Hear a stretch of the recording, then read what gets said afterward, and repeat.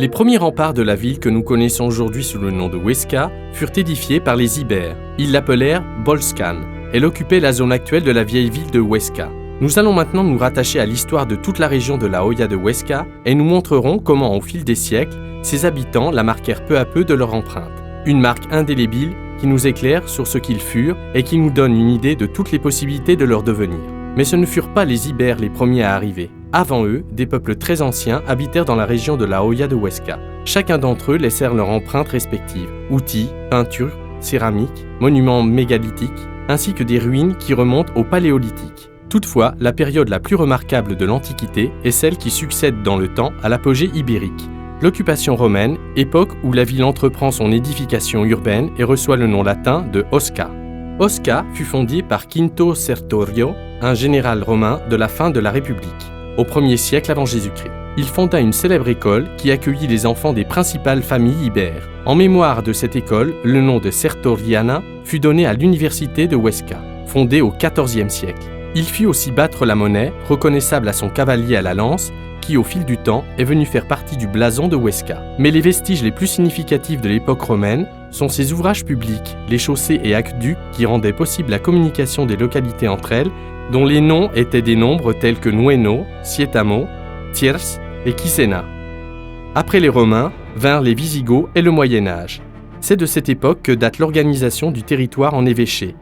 Et c'est de cette structure que sont originaires les monastères dont l'empreinte s'est longtemps maintenue en vie avant de se convertir en ermitages rupestres respectés. Vint ensuite l'époque musulmane avec de remarquables châteaux forts. Huesca, prise vers 714, sera musulmane jusqu'à la bataille de Alcoraz, au cours de laquelle le roi Pedro Ier reconquit la ville. De cette époque subsiste encore une partie du rempart qui entourait la ville initiale, visible surtout depuis le nord de la ville. L'on entre ensuite dans le XIe siècle, période d'éclat de l'abbaye de Monte Aragon, des ordres militaires et des nobles propriétaires terriens. Pendant ce temps, la reconquête du territoire et des populations sous l'influence musulmane continue. Jusqu'à la fin du XVe siècle, les querelles sur la possession de la terre se poursuivent et les cultures chrétiennes, musulmanes et juives qui virent naître l'université de Huesca, suivant un décret signé par Pedro IV en 1354, étaient amenées à cohabiter.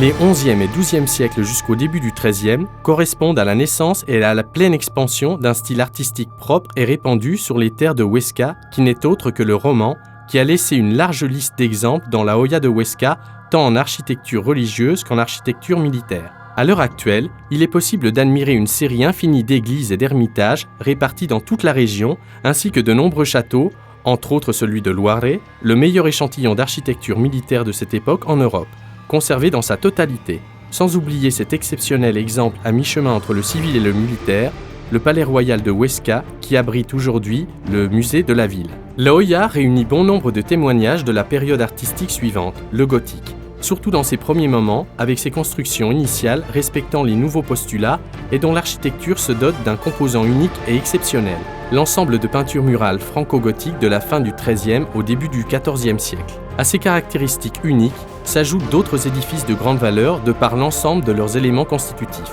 Parmi ceux-ci, épinglons la cathédrale de Huesca. Quant à la tour de l'église de Loaré, elle nous laisse déjà entrevoir un nouveau style, la Renaissance.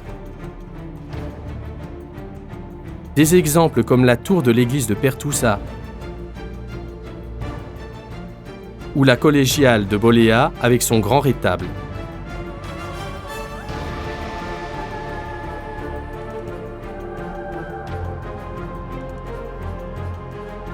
Parmi tous ces styles artistiques, se fondant avec eux ou les marquant de certains détails, le Mudéjar se remarque au travers de quelques rares mais courageux témoignages.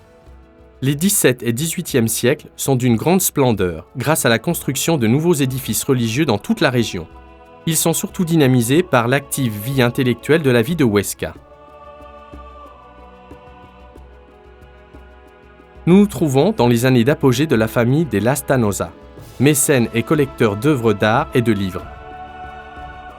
Les siècles se succèdent avec, au XIXe siècle, les guerres contre les Français ou encore les carlistes, ainsi que les premières révoltes sociales dans sa dernière partie. Des années qui amènent une croissance industrielle qui se prolongera dans une bonne partie du XXe siècle, lequel joue un rôle fondamental dans l'avènement du chemin de fer.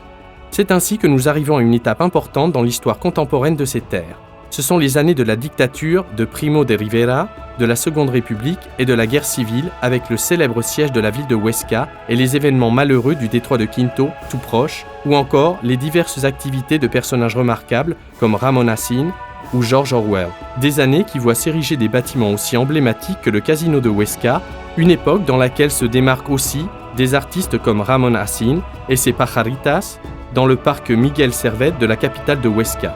Ou encore, fin du XXe, début du XXIe, des grands personnages comme Antonio Sora et son œuvre Eligia qui trônent au sein du Conseil général de Huesca. Des centres d'art comme le CDAN et son projet paysager sous la dénomination Art et Nature, ou encore des édifices de construction récente comme le Palais des Congrès de Huesca. Voilà l'histoire de la Hoya de Huesca. Tous ceux qui y vécurent ont contribué à l'enrichir en y laissant à jamais leur empreinte. Car cette histoire ne se termine pas là. Venez, vous verrez.